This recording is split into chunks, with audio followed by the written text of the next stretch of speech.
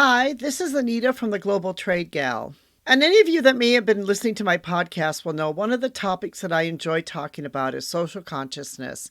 Or, in other words, how does global trade affect all of us around the world? Because essentially, when you are working in the global supply chain, you need to be concerned about the world, and not just the world in which you live, and not just your own community or your own country, but the world as a whole.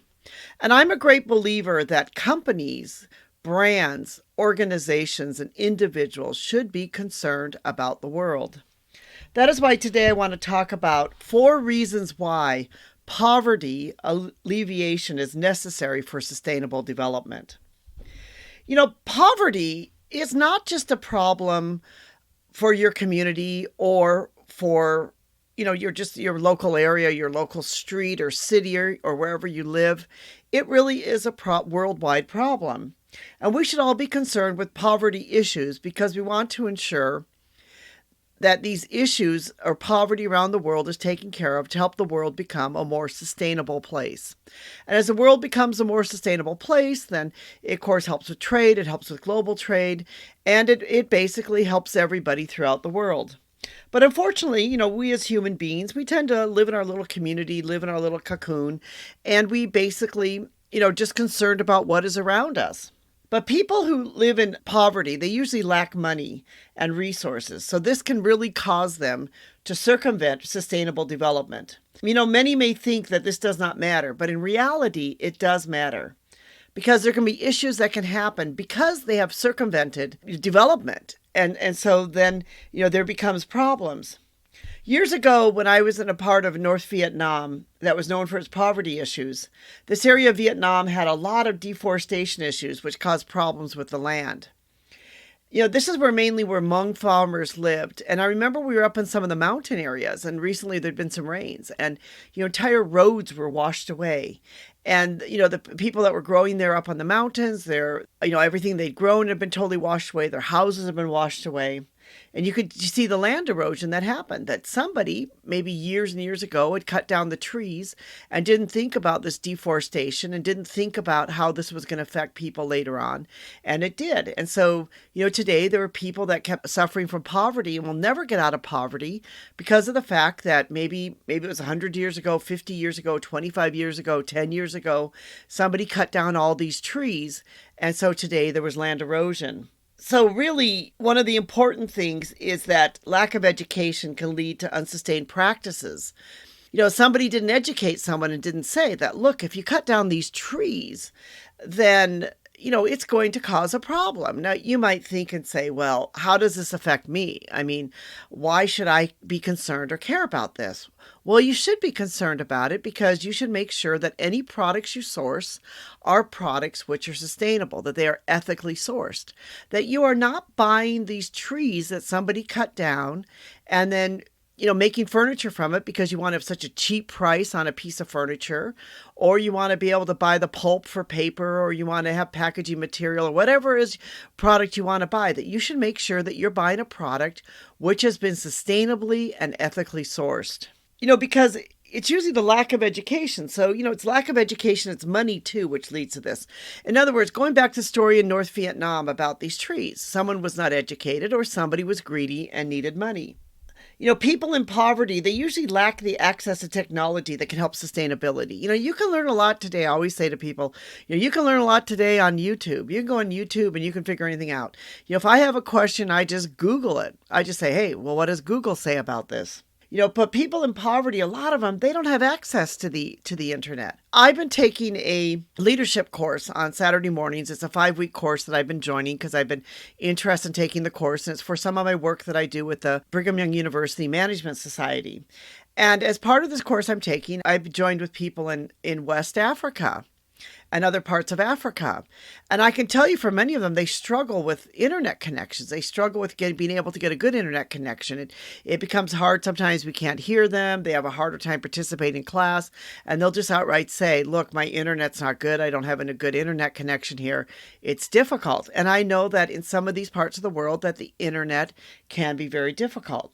So Because of that, if people don't have the access to technology, they don't have the access to the internet, or the internet is very expensive. This means that they lack the resources that they need to be able to help them to figure things out, to have a more sustainable way of living or sustainable way of life. Even though people have the technology, many of them don't even know how to use it. That's another problem. Many well-meaning groups may give them some technologies, and then the technologies fail. An example of this has been throughout Africa, has been many of the water wells, that there's been many groups that have, seen that they've needed water, so they brought the water in, and for 6 months, it's great. People have water, and then the machines break down, no one's there to fix them, and the pumps no longer work. One of the big issues, and the one that most people in the global trade need to be concerned with, is that poverty can lead to overconsumptions of resources and hurt sustainable development. That many communities in many parts of the world do not understand the full impact that selling their natural resources can lead to other problems further down the road. Of course, a big one, as we talked about this, is wood.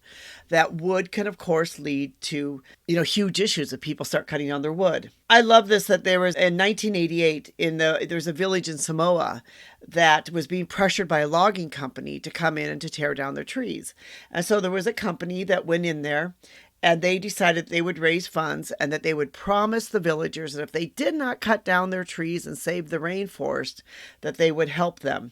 And the village was going to, now get this, they were going to sell the rights to their trees and cut down their trees because they needed to raise money to build a school for the children in the village.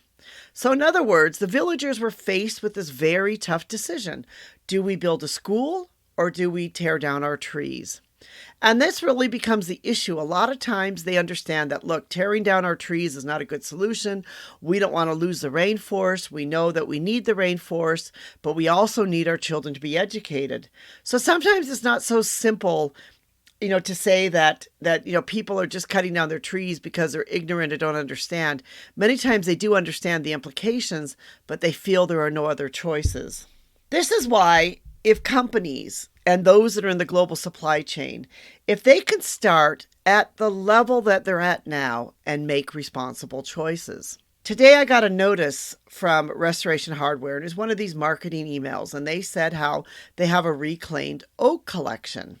And it piqued my interest because with the company, I'm doing some recycled pine. We are producing some recycled pine. And I really love the aspect of this. And I've said to my customer, I love the aspect of this because this shows that you're a company that cares about the environment. And I love the fact, too, that companies like Restoration Hardware are starting to lead and starting to say, look, we're going to show people that we care about sustainable issues. And maybe it's just as simple as that, as for them to bring in a collection where we are bringing in reclaimed oak. We're not going to cut down a tree to produce the oak. We are going to use reclaimed oak, and we're going to produce this collection out of reclaimed oak. That is what you can do on your global sourcing. You can start looking at sustainable practices in where and how you purchase your products. You can start looking at things. Are you going to buy materials that are that can be recycled? Are you going to use recycled materials? And are you going to ensure that whatever product you're buying, that you are buying something which can be sustainable? And that's really why, because it can help poverty alleviation.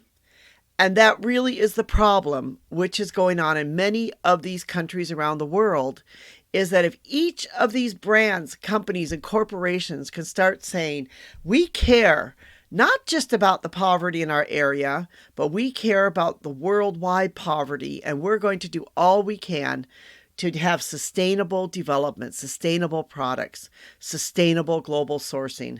What a difference that would make for everyone. This is Anita from the Global Trade Gal. Thank you so much for listening. If you'd like to read my blog that I have on this, I have a blog called 4 Reasons Poverty Alleviation is Necessary for Sustainable Development. And in there, you'll see some of the other examples. There'll be some links to companies that are doing some great things with this. So if you get a chance, check out our blog. Thank you so much for listening to our podcast. We surely do appreciate you. Consider subscribing to every week. Get some tips and things about global sourcing. Thank you so much, and we appreciate you and your time. And thank you for our team that helps put this together, especially Rico, who helps make this possible.